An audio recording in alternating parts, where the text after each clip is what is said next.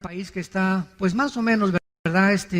Avanzando, y ahí fuimos invitados por la Asociación de Psiquiatras y de Psicólogos. ¿Cómo ven? No fui invitado por pastores, sino por la Asociación de Psicología de Ecuador para darles conferencias en un hotel como este a más de 600 profesionistas, la mayoría psicólogos, psiquiatras, astrofísicos, políticos, etcétera, etcétera.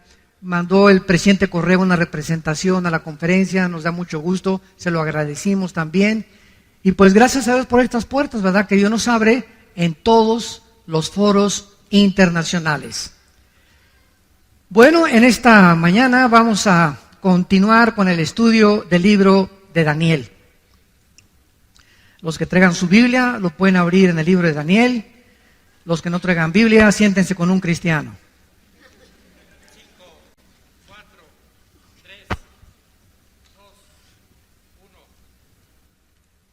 Nos da mucho gusto en esta mañana, a través del internet y las redes sociales, llevar a millones de personas ya ahorita en vivo que están comunicándose y sintonizando esta conferencia a través del internet y de los medios de comunicación masivos, el libro de Daniel.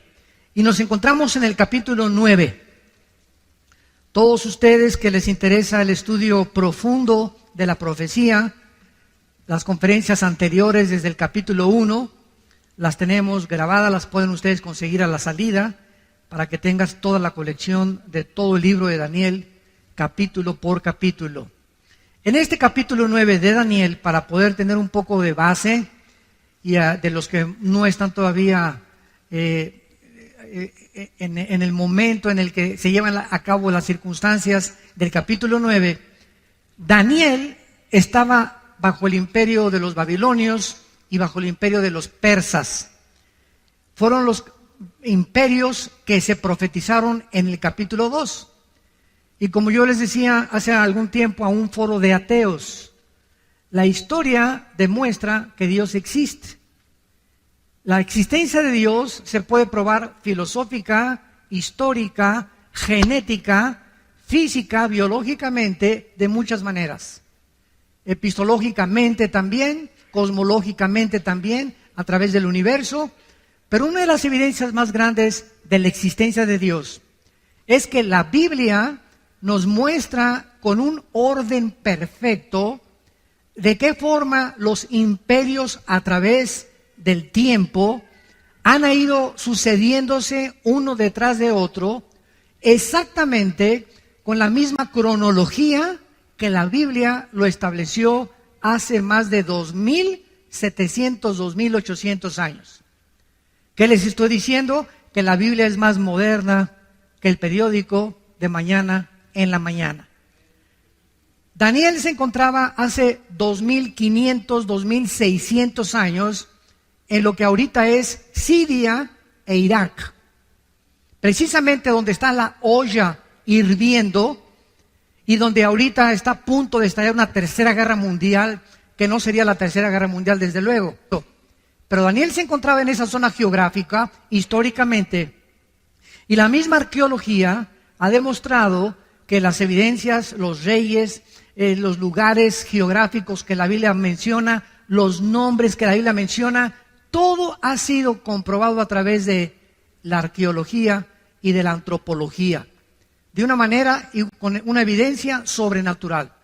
Entonces Daniel se encontraba ahí, y entonces él lee el libro de Isaías capítulo 25, porque Jeremías fue antes que Daniel, y Jeremías había profetizado que los judíos iban a estar en Babilonia exiliados o cautivos 70 años, y que al acabar la cautividad babilónica se les iba a permitir regresar a Jerusalén. Daniel fue uno de esos cautivos que fue llevado en el año aproximado 585, 586 antes de Cristo a Babilonia por el rey Nabucodonosor.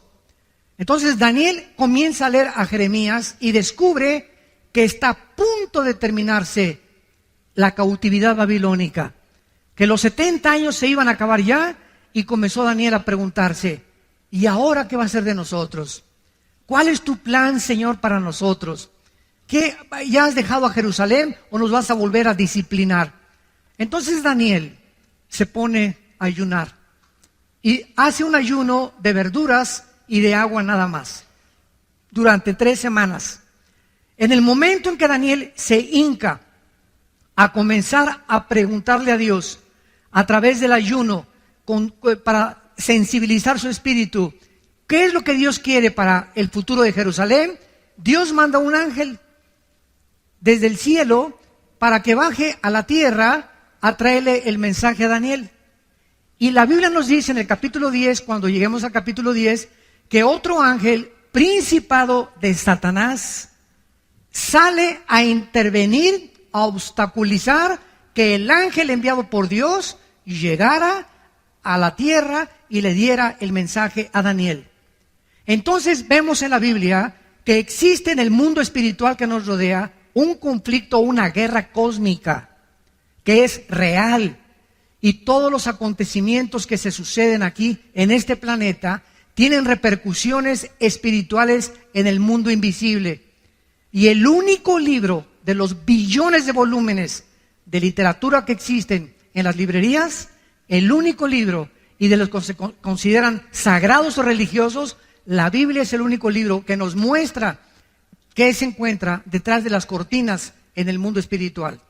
Ni el Tripitaka de Buda, ni el Ramayana de los Vedas, ni el libro del Mormón, ni el libro del Corán del Islam, ningún libro sagrado que tú menciones menciona las profecías y la certidumbre con la que la Biblia nos muestra el futuro.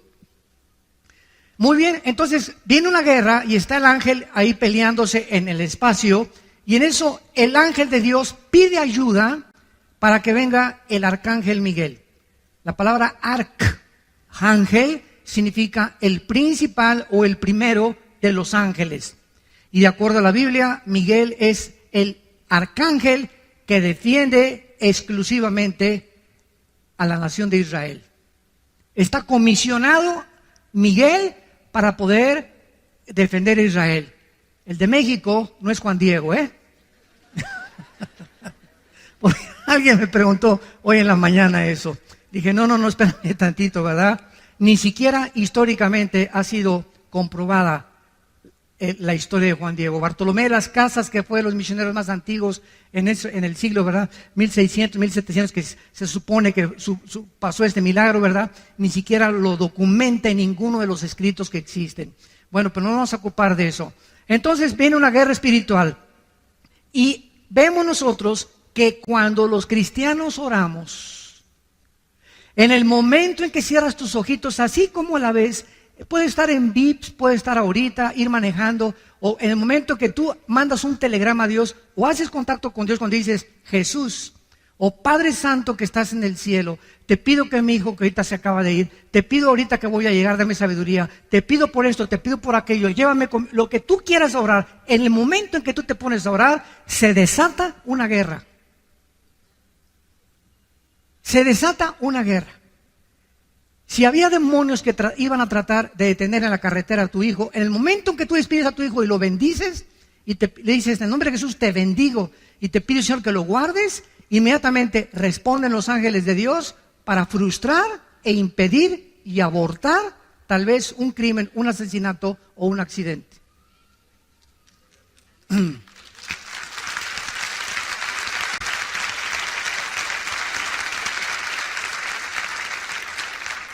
Finalmente, ¿verdad? El ángel llega a la tierra en lo que es ahorita Irán e Irak. Irán en la Biblia aparece con 2 nombres. Irán aparece con el nombre de Elam, que todavía es una provincia que está en frontera con Arabia Saudita, e Irán aparece con el nombre de Persia. En 1935 se le cambió el nombre de Persia a Irán. Entonces, todas las naciones que nosotros encontramos, todas las naciones, cerca de 200 naciones que hay ahorita en el mundo, tienen el mismo origen en el capítulo 10 del libro del Bereshit, que es el Génesis. Ahí en el capítulo 10 del Génesis está el origen. Ningún libro de historia, ningún historiador, ningún lingüista, nadie puede decirte el origen ni de las lenguas, ni tampoco de las naciones.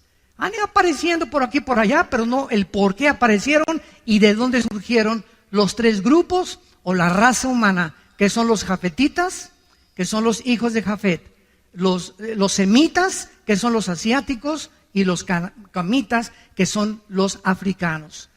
Toda la raza humana, de acuerdo a la Biblia, desciende de tres hombres hijos de Noé.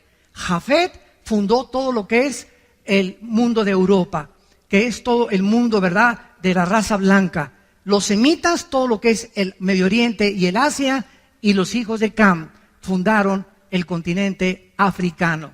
Entonces, esto es maravilloso porque nosotros podemos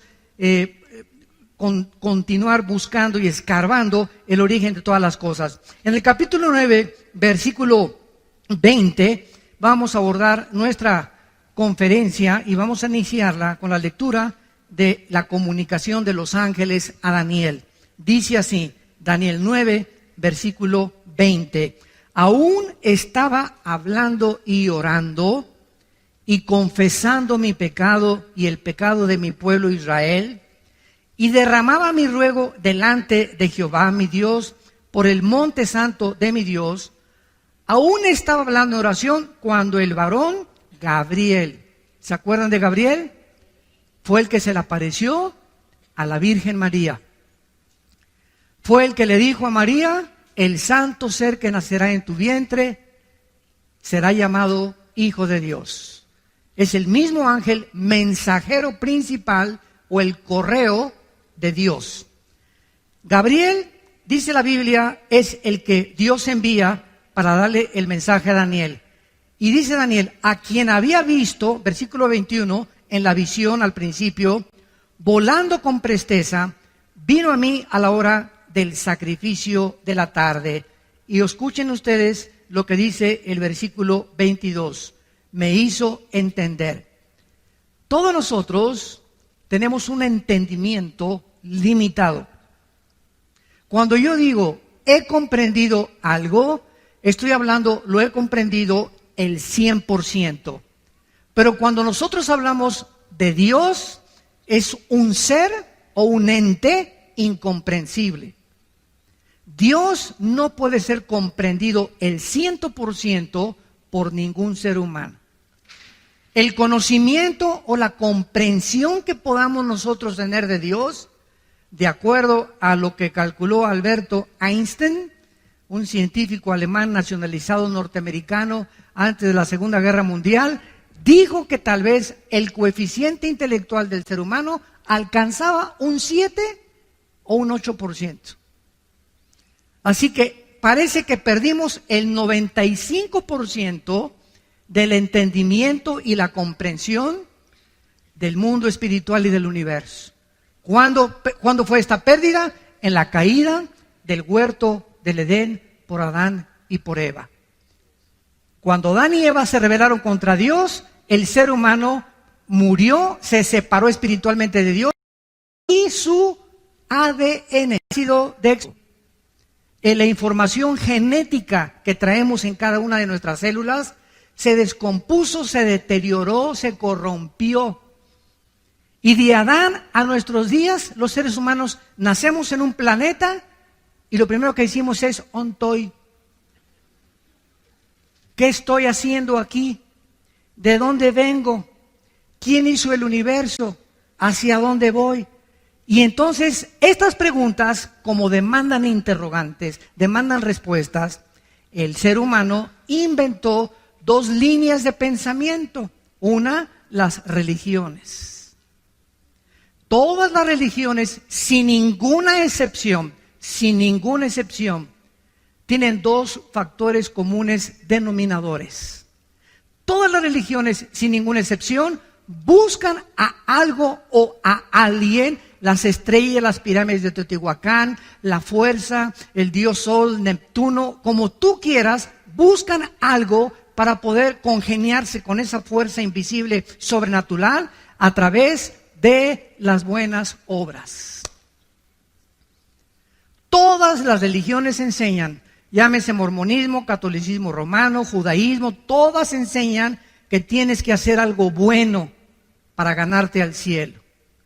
Y además, todas las religiones invocan o apelan a los sacrificios. Y vemos a la gente pues cargando cruces, yéndose a rodillas a la villa, golpeándose la espada con pales, etcétera, etcétera. Sería el colmo, ¿verdad?, que los cristianos digan, es que voy a ayunar para que Dios sane a mi hija. O voy a ayunar para que pueda Dios darle la escuela a mis hijos. Dios, no, ese sacrificio, imagínense a Dios. Ay, Juanita, si el arcángel le dice, oye, Señor, ya tiene una semana sin comer, Juanita, ¿le sanas a su hija? Oye, qué Dios tan misericordioso, ¿no? Que está esperando, ya me viste, Señor, ahora sí me tengo una semana sin comer y sin beber agua, Señor, ahora sí me sanas a mi hija. Así es, quería que te sacrificaras y ya que te viera como la lengüita, como los perritos ladrando, entonces voy a sanar a tu hija. Nunca ayunemos para echarle manita de puerco a Dios. Nunca, el ayuno no es para eso. El ayuno es para buscar su voluntad en la Biblia. Y si no tienes tiempo de leer la Biblia, no ayunes. Porque si tratas de ayunar y te vas al trabajo o tienes diabetes, olvídate, ¿verdad? Vas a acabar en el psiquiátrico o en la otra vida. Entonces tenemos que entender claramente, ¿verdad?, la razón por la cual Dios nos dice eso. Y esta es la razón por la cual dice el versículo 22, que Dios tuvo que mandar, esto es antes de Cristo. El Espíritu Santo en el Antiguo Testamento no había bajado. Los ángeles bajaban al mundo y le daban a los seres humanos, como en el capítulo 18 de Génesis, que baja Cristo con 2 ángeles, a hablarle a Abraham y a decirle lo que iba a hacer con Sodoma. Personalmente, verbalmente hablaban los ángeles. Y entonces el ángel le da entendimiento, tiene la facultad los ángeles de hacer entender las cosas antes de que Cristo viniera. Jesús dijo, cuando Él venga, Él los guiará a toda la verdad. Entonces, ahora tenemos el Espíritu Santo y el Espíritu Santo usa la Biblia. Entonces, el ángel es enviado para darle entendimiento de los futuros planes a Daniel y para que entendiera cuál es el futuro del mundo de Israel. Y dice el versículo 22, y habló conmigo diciéndome, Daniel, ahora he salido, fíjate, para darte sabiduría y entendimiento, o sea, algo que Daniel no tenía y algo que nosotros por naturaleza no tenemos. Todos los seres humanos nacimos alejados de Dios. Romanos 3:23, por cuanto todos pecamos y todos fuimos alejados de la gloria de Dios. Nacemos con entendimiento para las matemáticas, para la física, para la biología, pero nacimos con un entendimiento cero absolutamente de las cosas espirituales. Y como somos seres espirituales, buscamos a través de ¿qué cosa? De la brujería, cartas tarot, bola de cristal, invocación a los muertos, reuniones de mediums, invocar al espíritu de Cuauhtémoc, al espíritu de una chencha que venga, buscar a través de las manifestaciones místicas del budismo zen, de la meditación trascendental, comunicarnos con algo, con alguien, por la espiritualidad, porque somos seres espirituales. Tú nunca vas a ver un conejo así en el campo, y menos a Chita. Somos seres espirituales porque fuimos creados a la imagen y semejanza de Dios. Ahora, si queremos comenzar a entender las cosas espirituales, Jesús dijo en Mateo 11, 25 al 28, Padre, te alabo, porque estas cosas, las cosas invisibles que nadie conoce, las escondiste de los sabios y de los entendidos y se las revelaste a los niños. Vengan a mí todos los que están trabajados y cargados, y los haré descansar. Y Jesús dice algo asombroso en este pasaje. Nadie conoce a Dios sino yo, y aquel a quien yo se lo quiera revelar. ¿Qué dice la Biblia? Que no importa cómo busques a Dios, a través de la marihuana, a través de los hongos alucinantes, a través del peyote, a través de la meditación trascendental, a través del budismo, todos son caminos que parecen derechos, pero ninguno te lleva a Dios. Si alguien quiere conocer las cosas espirituales y al Dios vivo, único y verdadero, es a través de Jesucristo. Nada más.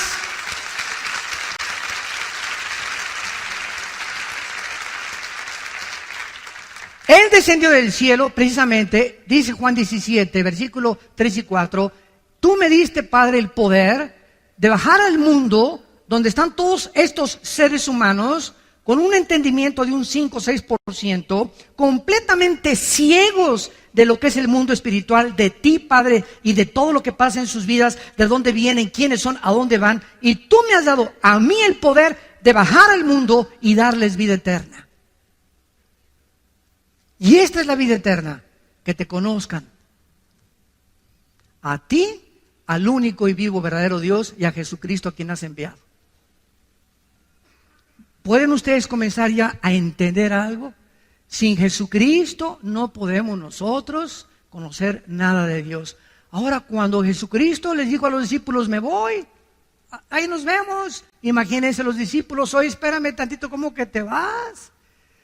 Y tú nos has traído las palabras de vida eterna. Ahora sabemos que tú vienes de Dios y que regresas a Dios. Pero ¿cómo nos vamos a quedar huérfanos? No, espérenme tantito. Dice, voy yo a mandar al Espíritu Santo que baje al mundo, y Él cuando entre a ustedes, ya no como en el Antiguo Testamento, que venía y se iba, y Dios hablaba a través de voces, a través de profetas, a través de experiencias místicas, a través de sueños. Dice Hebreos 1, versículo 1, Dios había hablado muchas veces, de muchas formas, a través de los profetas, ahora nos ha hablado por el Hijo.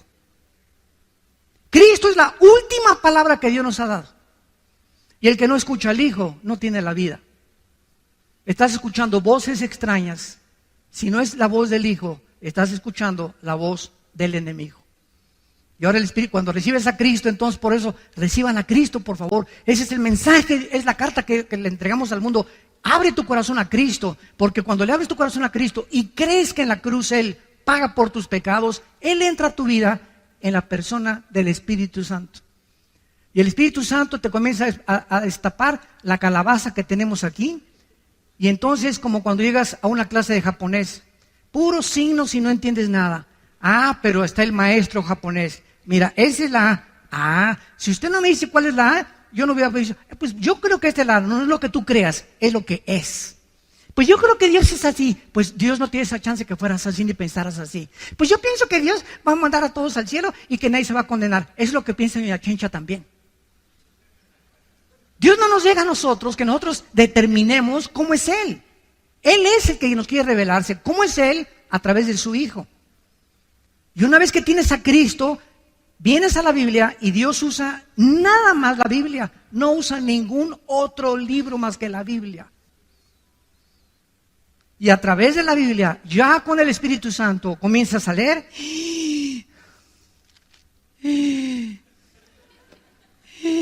Ah, caray, híjole, qué tremendo. Y comienza sin que te des cuenta a entrar algo, porque ese espíritu, la palabra de la vida, a tu vida, comienza a lavar, como dijo una persona, a usted le lavaron el cerebro, y le dije, y bien que lo necesitaba.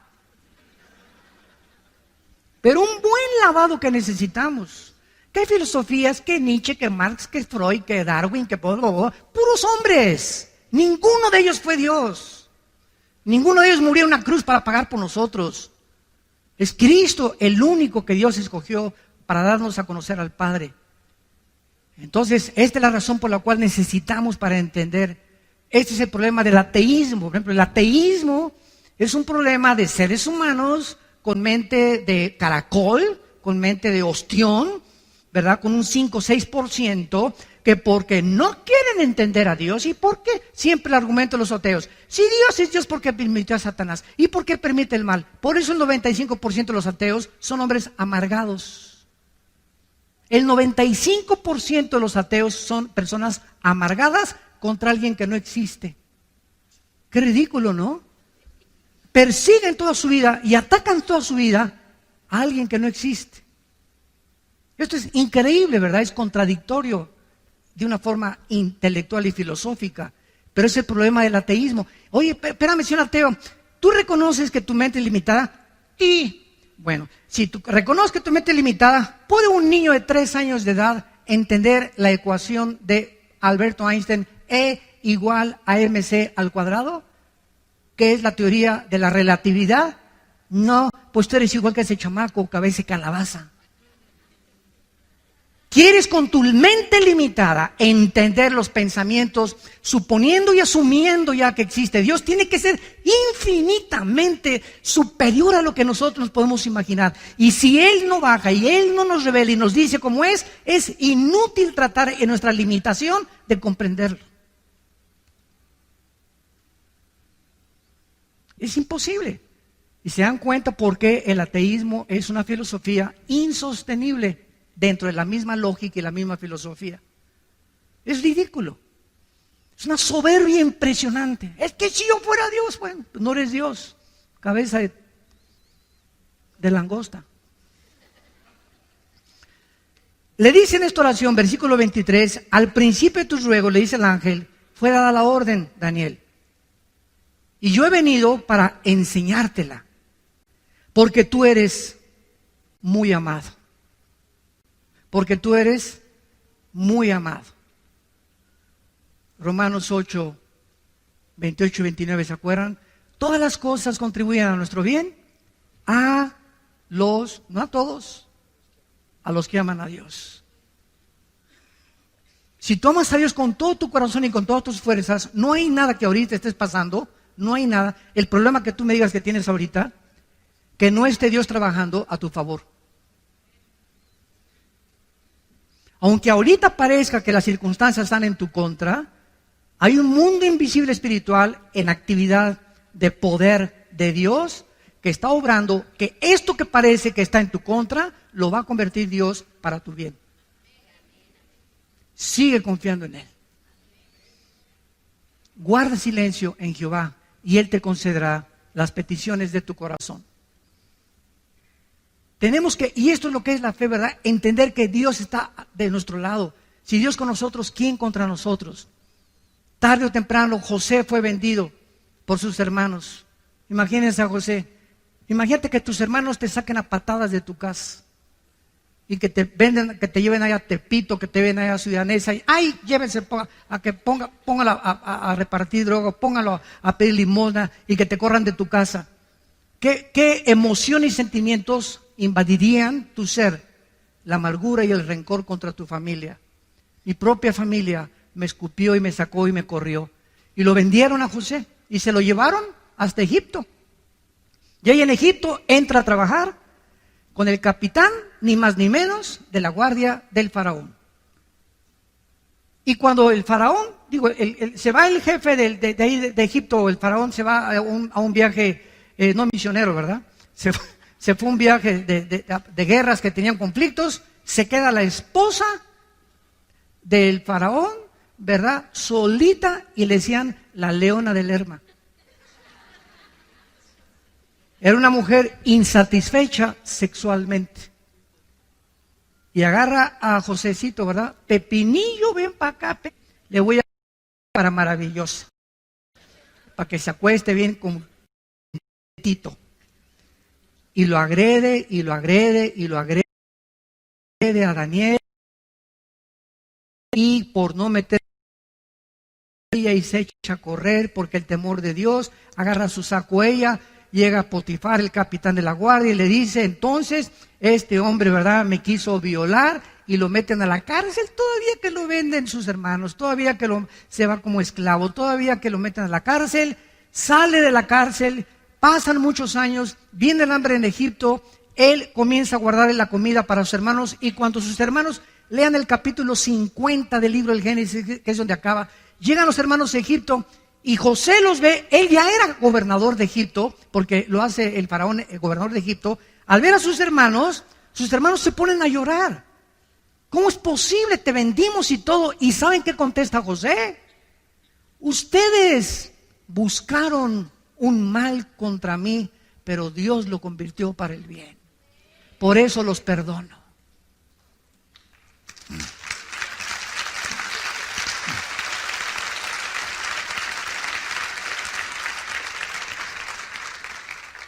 Cuando confiamos en Dios, y el veneno más grande de la vida cristiana, nunca se te olvide lo que te voy a decir, el veneno más grande de tu vida, que te impide que Dios te siga guiando, que te impide entender, que te impida continuar, es la amargura.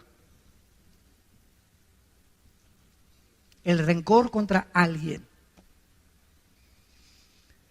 Hagan lo que nos hagan, hagan lo que te hagan, que te vendieron, que te violaron, perdona 70 veces 7 y libra tu corazón de no estar amargado contra nadie.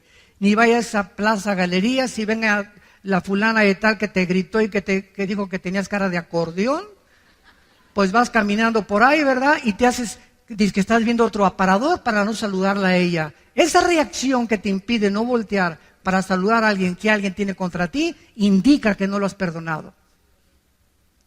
La única forma que tú puedes saber que has perdonado a alguien es cuando esa persona que te lastimó, tú no reaccionas enfrente de ella. Tú no reaccionas negativamente enfrente. ¿Sabes qué? Dios te bendiga. Tú me puedes odiarme lo que quieras. Me hiciste lo que quieras. Yo aquí estoy, yo te bendigo, yo no tengo nada contra ti. Ese es tu problema. Si tú tienes problemas conmigo, pero yo yo no tengo nada absolutamente contra ti. Ese es el secreto más grande, porque dice Santiago capítulo 4 que Dios da gracia a los humildes. Muy bien.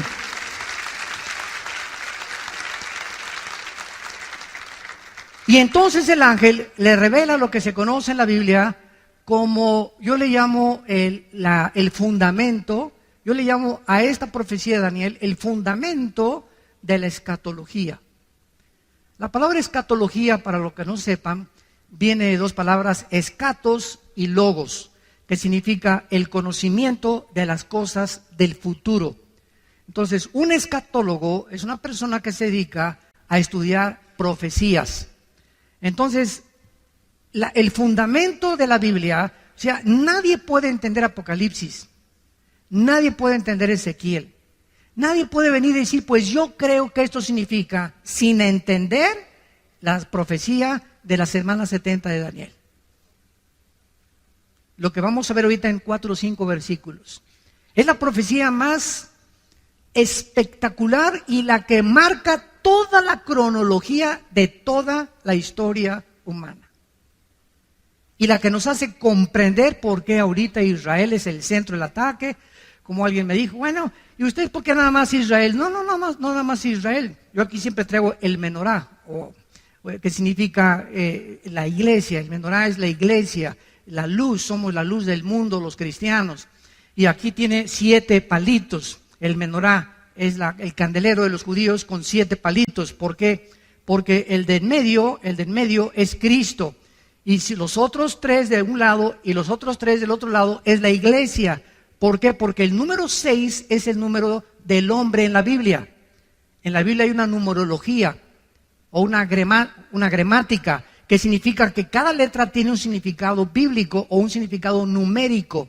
Entonces, el hombre tiene el número 6, el 1 es el nombre de la unidad, el 3 de la Trinidad, el 5 es el número de la gracia, el 12 es el número del gobierno, el 8 es el número de la perfección total, etcétera, etcétera. Entonces, el menorá significa Cristo en medio de los seres humanos. Cristo en medio de los seres humanos. Y esto es precisamente por qué Dios usa los números en la Biblia. Vamos a esta profecía, versículo 24. 70 semanas están determinadas sobre tu pueblo y sobre tu santa ciudad. En la Biblia había semanas de días y de años. La palabra 70 es la palabra Shivin Shabun. La palabra semana en el hebreo es la palabra Shabua. Entonces está hablando 70 semanas o 70 años de semanas. Si multiplicamos 7 por 7, 49. En otras palabras, 490 años. Esto es asombroso. Te voy a dar la cronología de los años, Daniel. Hay 490 años para Israel. Y cuando se cumplan los 490 años, yo regreso. Y cuando los más grandes físicos, matemáticos y aquellos que han estudiado las leyes de las probabilidades también matemáticamente en la Biblia, matemáticamente también se demuestra que la Biblia es algo sobrenatural, han calculado exactamente la cantidad de años que se profetizó. Se lo voy a dar resumidamente para después abordarlo poco a poco. Ya se cumplieron 483 años. Vamos rápidamente a ver, nos vamos a brincar el 24 para darles un resumen. Sabe y entiende que desde la salida de la orden, y dice cuándo comenzar a contar, desde que salga la orden para restaurar y edificar a Jerusalén hasta cuando venga Cristo, desde que se dé la orden para edificar Jerusalén hasta el Mesías príncipe, habrá 7 semanas y 62 semanas, y se volverá a edificar la plaza y el muro en tiempos angustiosos. Y después de las 62 semanas se quitará la vida al Mesías. ¿Quién podría si no es Dios? Hace 2500, 2600 años dejarnos un documento como el que tenemos en nuestras manos y poder profetizar con tanta exactitud para que podamos comprender claramente que solo Él puede poner el orden y los tiempos. Escuchen ustedes, esto es absolutamente tremendo. Aproximadamente en el libro de Nehemías capítulo 2 se dio la orden para restaurar Jerusalén, en el libro de Nehemías. Y del libro de Nehemías hasta el domingo de Ramos. Apúntalo. Que fue en febrero del año 445 antes de Cristo, cuando se dio la orden de restaurar Jerusalén. Y cuando Cristo llega a Lucas 22, al domingo de Ramos, y en un burrito cabalgando, y todos creían que ya viene el Mesías, y de acuerdo a las profecías del reino, el Mesías va a establecer su reino, y vamos contra el Imperio Romano, y se acabó ya el yugo del Imperio Romano.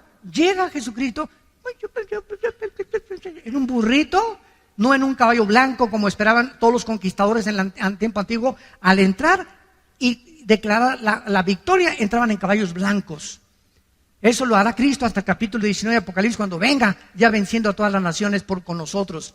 Llega en un burrito Jesucristo y se para sobre Jerusalén. Y ahí enfrente, en Jerusalén, dice unas palabras tremendas en el capítulo 23 de Mateo, versículo 37, se los voy a leer rápidamente. Jerusalén, Jerusalén, que matas a los profetas y apedreas a los que te son enviados. ¿Cuántas veces quise juntar a tus hijos, como la gallina junta a sus polluelos debajo de sus alas, y no quisiste? He aquí vuestra casa os es dejada desierto. Pero en verdad les digo que desde ahora no me veréis hasta que digáis Baruch Hashem Adonai Elohim, que en hebreo significa bendito el que viene en el nombre del Señor. Baruch Hashem Adonai Elohim. Y esto lo vamos a ver en la profecía, que es exactamente en ese momento cuando Cristo declara esas palabras, que Dios deja de tratar con Israel. Pero si le sumamos a 483, 7 años son los 7 años que faltan para que se cumpla la profecía de la semana 70 de Daniel. Y estos 7 años serán los 7 años de la gran tribulación. Por eso la iglesia es imposible que vaya a atravesar la tribulación, porque no nos ha puesto Dios para la ira.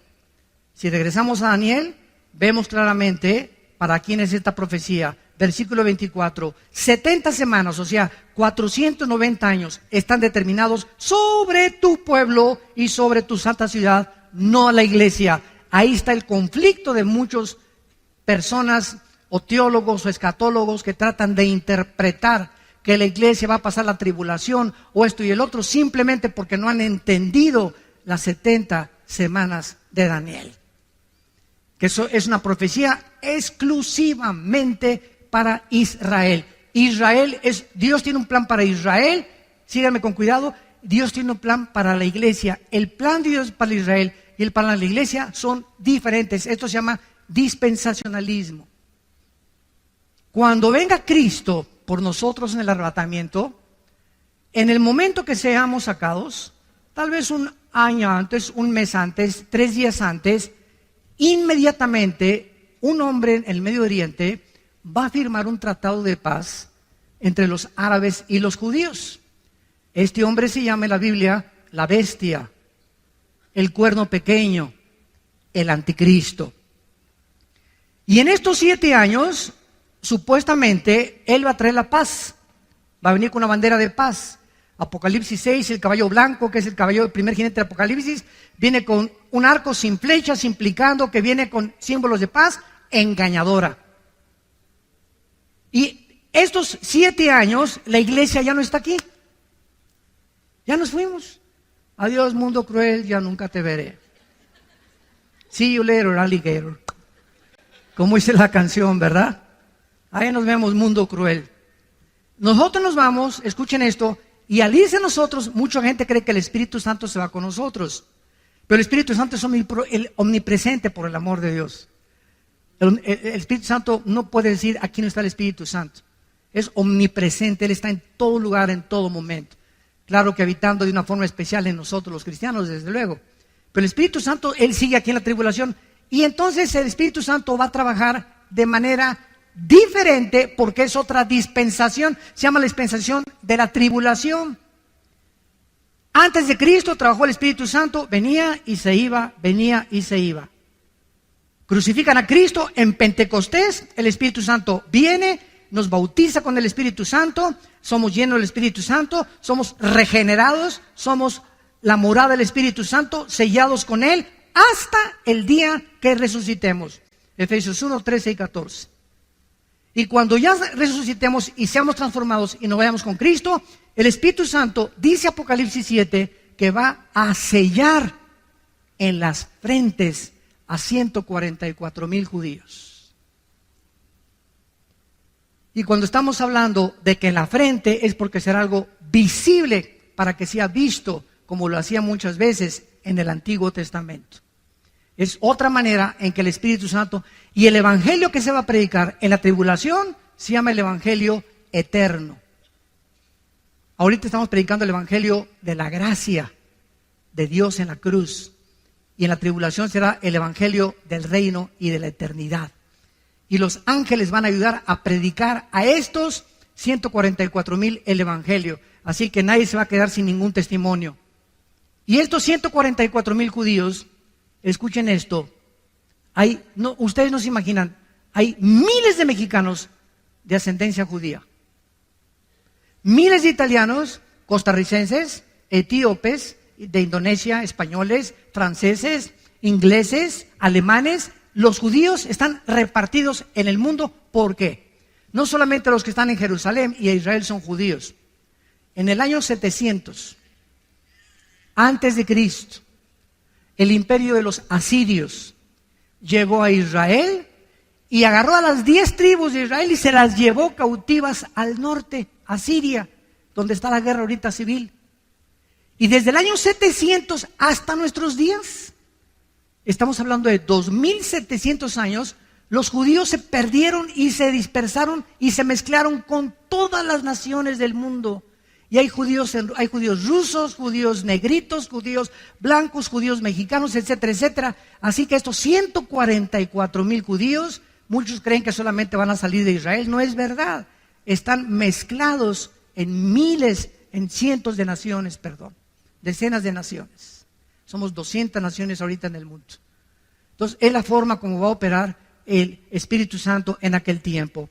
Regresamos a Daniel y rápidamente dice, 490 años, 70 semanas están determinadas sobre tu pueblo, sea Israel, y sobre Jerusalén, tu santa ciudad.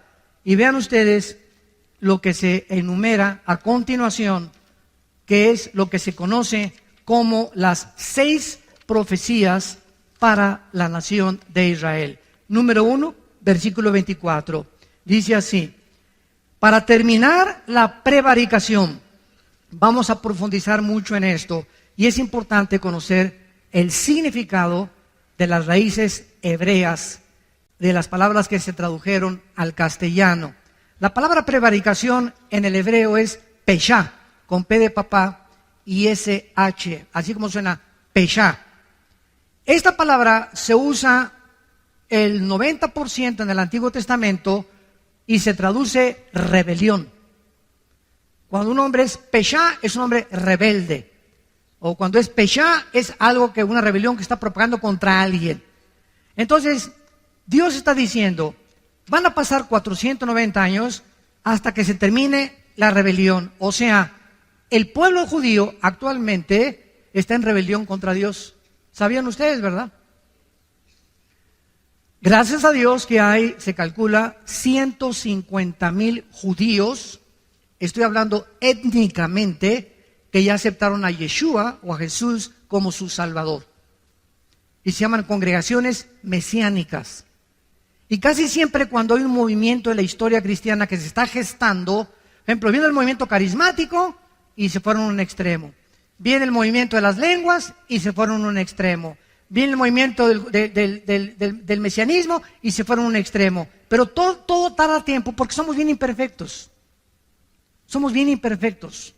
Entonces, para que cuaje la gelatina y para que se cocine el arroz, necesita meterse un tiempo, ¿verdad? El pastel se mete a que media hora en el horno y todo tarda hasta que ya sale cuajadito, ya sale cocido y hasta que esté cocido no se puede comer. Y así pasa con los movimientos en la vida cristiana. Yo me recuerdo en los 70s, yo me convertí en el 74, yo llegaba a iglesias donde Dios sabe que estoy hablando la verdad. Y me agarraban con pinzas la lengua y me la jalaban y me decían, hablen lenguas. Y me jalaban la lengua con pinzas como de madera para que hablen lenguas. Y me daban zapes por detrás. Hable. ¿Cómo lo hace? Menos voy a hablar con esas pinzas en lengua, ¿no? Y después ya llegó al extremo completo, pero ya fue el extremo total cuando dijeron que si no hablabas en lenguas, no tenías al Espíritu Santo. Dios mío, Ave María. Y se aceptó como algo que si no hablas en lengua no tienes el Espíritu Santo. O sea, la iglesia se divide entre los que tienen lenguas y si no lo tienes, no eres cristiano pero sin el Espíritu Santo. Espérame tantito, si soy cristiano tengo el Espíritu Santo. Porque la palabra cristiano es ungido, pequeño.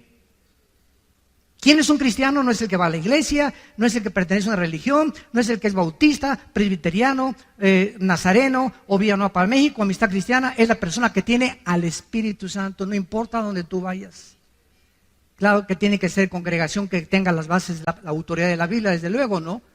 Pero lo que nos hace cristianos no es el edificio ni la denominación, ni el bautizo, sino tener al Espíritu Santo. Es lo que te hace cristiano y eres mi hermano y mi hermana en Jesucristo. Entonces, esta rebelión contra la autoridad de Dios se va a terminar.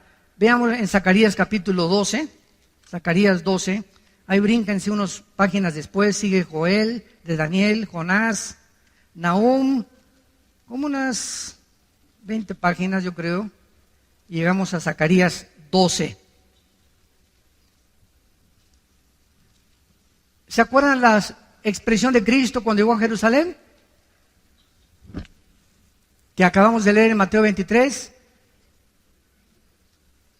Hasta que digas Baruch Hashem Adonai Elohim, no me verán hasta que digan bendito el que me nombre. O sea, ustedes los judíos que me crucificaron y le gritaron a Pilato, sobre mí sea la sangre, sobre nosotros sea la sangre, cayó la maldición sobre ellos. Y hasta este momento, dice 2 Corintios capítulo 3, que el pueblo judío tiene una venda que hasta que se conviertan es quitada por Cristo. Entonces tú vas a Jerusalén, los que nos han acompañado en los viajes, mi hijo Alan acaba de regresar hace 2 semanas de Jerusalén, se llevaron como 40, 50, 60 personas. Si tú vas a Jerusalén o vas a Israel, vas a encontrar a cantidad de judíos vestidos de negro, con cairelitos aquí, con su sombrerito. Se llaman judíos ortodoxos. Nos odian. Con odio jarocho. ¿De veras? No me acuerdo, hace 4 o 5 años cuando fuimos, que estábamos en la tumba de David y entramos a orar y estábamos así éramos como 10 hermanos agarrados de las manos dentro de la tumba de David y entró un judío con una talid así Comenzó a gritarnos a todos y nos comenzó a insultar, etcétera, etcétera. Y todos para atrás, ¿no? Y teníamos ganas de descontarlo, ¿verdad? Pero y vamos a dar un buen testimonio, ¿verdad? Y se casó y se salió, ¿no? Pero es enervante para ellos oírnos orar a nosotros y pronunciar el nombre de Jesús. Entonces, ese es el grupo que son los fariseos del siglo XXI. Pero hay cantidad de judíos que ya aceptaron a Cristo como su Mesías. Pero esta rebelión prevalece todavía ahí en Israel. Hay una religiosidad asfixiante en Israel, asfixiante. Por ejemplo, ustedes saben que estos judíos ortodoxos, o sea, todos los que ven ustedes de negro, todos sus hijos de ellos no van a la guerra, y el gobierno los tiene que mantener. El primer ministro Benjamín Netanyahu hace algunos meses trató de quitar este decreto y hacerlos trabajar, porque no trabajan. Desde que son niños, lo único que hacen es leer la Torah o el Mishnah, que es la ley, los 5 libros de Moisés o el Pentateuco. Y es a lo que se dedican, nada más, la pura leer. Y están siempre, leen y leen y leen. Desde chiquitos crecen eso. No van a la guerra, no trabajan y el gobierno los sostiene para mantener las tradiciones judías. Y es inconcebible, ¿verdad? Es ridículo, ¿verdad? Pero Netanyahu no le aprobaron el proyecto que hizo, ¿verdad? Y no pudo alcanzar nada. En Zacarías 12, dice el 9 al 10, hablando de este día futuro, que es futuro cuando Israel se convierta. Y en aquel día, está hablando cuando Cristo venga, yo procuraré destruir a todas las naciones que vinieren contra Jerusalén. Y derramaré, escuchen, derramaré hasta ese tiempo, derramaré sobre la casa de David y sobre los moradores de Jerusalén espíritu de gracia y de oración, y mirarán a mí a quien traspasaron. Y llorarán como se llora por hijo unigénito, afligiéndose por él como quien se aflige por el primogénito. No será hasta que él venga y lo vean con sus llagas en las manos y digan, caray, él era Jesús.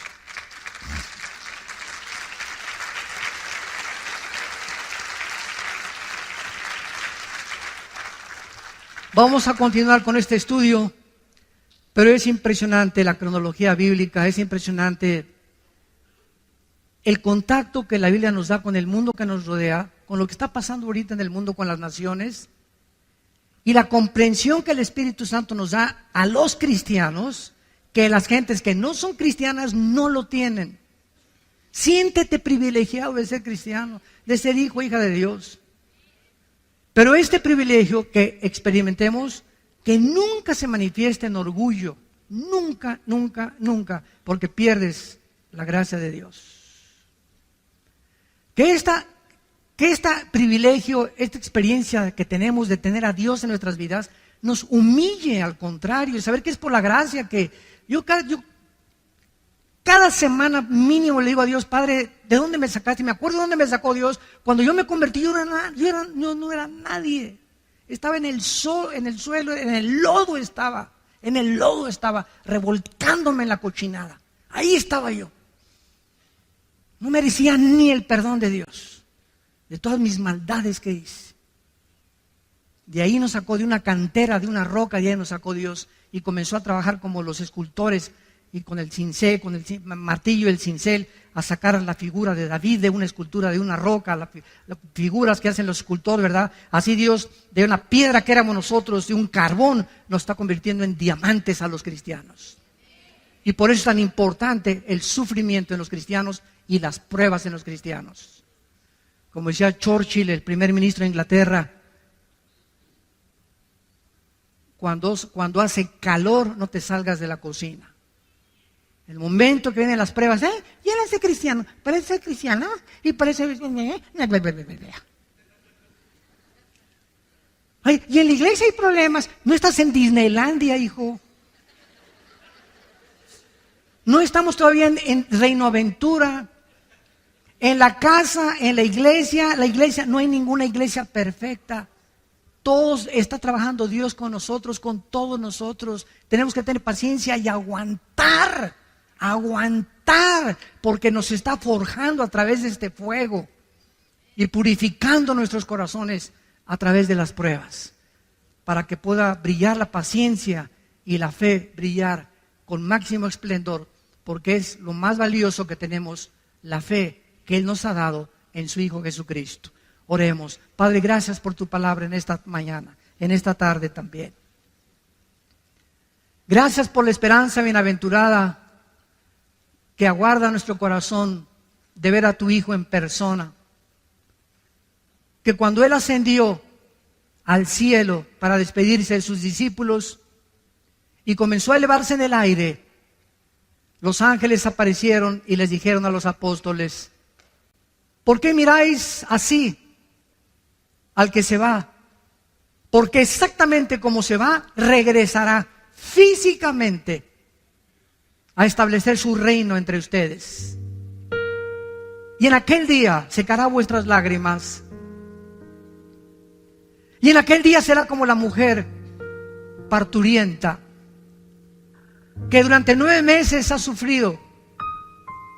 Y cuando el niño viene ya al mundo, se rompe la fuente, los dolores aumentan.